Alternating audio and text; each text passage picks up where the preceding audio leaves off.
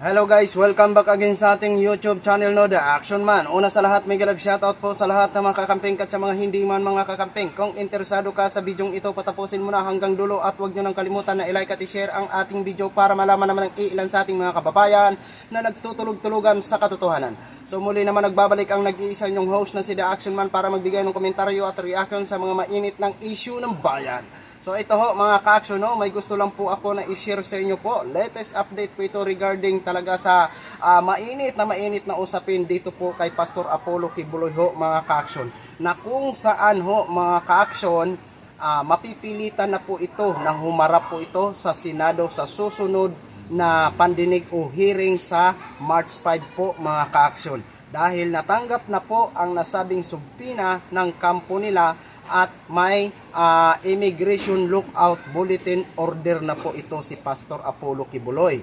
Ngayon ho mga ka-action, natin malalaman kung ang appointed son, kung gaano po ba siya katigas, kung siya ba ay haharap na sa Senado o tuluyan talaga na magmatigas po ito. So ito po mga ka-action, bago ho tayo magtuloy-tuloy, panuorin muna natin at pakinggan po itong balita.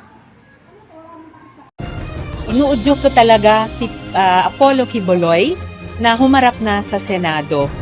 Sa halip na magpa-victim o palabasin siya pa umano ang biktima, muling hinamon ni Senator Risa Hontiveros ang religious leader na si Apollo Kibuloy na harapin ang mga akusasyon laban sa kanya sa pagdinig ng Senado. Ito ay para marinig at makapagpaliwanag sa mga akusasyon na ibinabato sa kanya. Naniniwala si Senator Hontiveros na ngayong natanggap na ng kampo ni Kibuloy ang sapina at mayroon pang Immigration Lookout Bulletin Order o ILBO laban sa kanya, ay mapipilitan siyang dumalo sa hearing. Nakatakda ang susunod na pagdinig ng Senado sa March 5, 2024. At least dahil may ILBO at lalo na dahil may sabpina ang Senate, ay siguro naman dagdag na pangungumbinse o pag-oobliga kay Kibuloy na humarap na po sa aming komite. Dagdag pa ng mambabatas, mas mabuti na harapin na lang ni Kibuloy ang mga isyu kaysa gumawa ng mga kwento gaya ng umano'y planong pagpatay sa kanya at pagkakaroon ng 2 milyong dolyar na patong sa kanyang ulo. Ewan ko kung ano yan, pero hindi yan ang hinihingi ng Senado sa kanya at hindi yan ang obligasyon niya sa mga victim survivors. Una nang sinabi ni Kibuloy na nagtatago siya sa sarili niyang bansa dahil nanganganib ang kanilang buhay. Sapagkat ang buhay ko ngayon ay nanganganib. Kahit mukha ko, hindi ko pwedeng ipakita sa inyo. Sapagkat ako ay binigay na ninyo sa kamay ng mga Amerikano at gagawin nilang gusto nilang gawin sa akin sa aking sariling bansa. Sa inilabas na pahayag ni Kibuloy, sinabi nitong hindi totoo ang mga aligasyon laban sa kanya. Marami lang daw nagkakagusto sa kanya kaya binalikan siya nang hindi makuha ang kanilang gusto. Dante Amento, UNT. So yun na ho mga ka-action, mga kakamping, no, napakinggan na po natin at napanood na po natin. So ano pa ba ang magiging dahilan mo, Pastor, para hindi ka mag-attend ngayon na natanggap mo na ang subpina? So ito lang ho masabi naman, Pastor.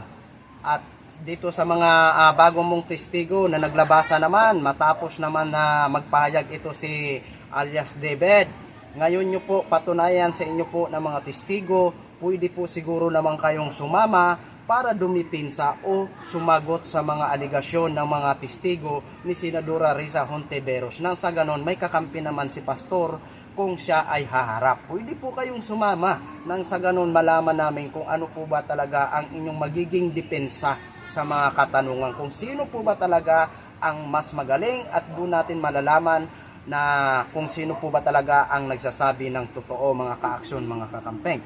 Ngayon, Pastor, kung ikaw po talaga ay talagang paninindigan mo na hindi na ayaw mong humarap sa Senado, gusto mo sa korte, titingnan ho natin kung ano ang kinalabasan pagkatapos ng hearing sa March 5, tapos hindi ka sisipot, titingnan ho natin kung ano pa ba ang magiging action kasi po.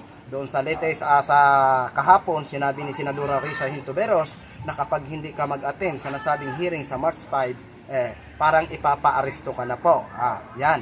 Binibigyan ka po ng chance ni Senadora Risa Hontiveros para sagutin ang mga aligasyon laban sa iyo.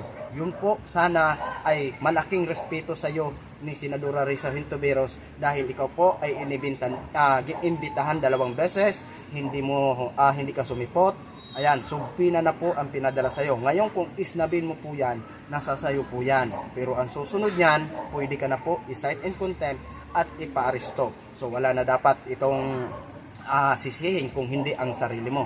Total, binigyan ka na ng chance. Kaya sana sa March 5, maaasahan namin na dumalo ka sa nasabing pandinig o hearing ng Senado. Okay? So yun lang muna mga ka-action, mga kakamping, ang latest update. Share ko lang ho sa inyo. Maraming salamat po sa ating mga viewers, Luzon, Visayas, South Mindanao, all over the world. Ako po, ang inyong lingkod, si The Action Man. Have a good day, everyone.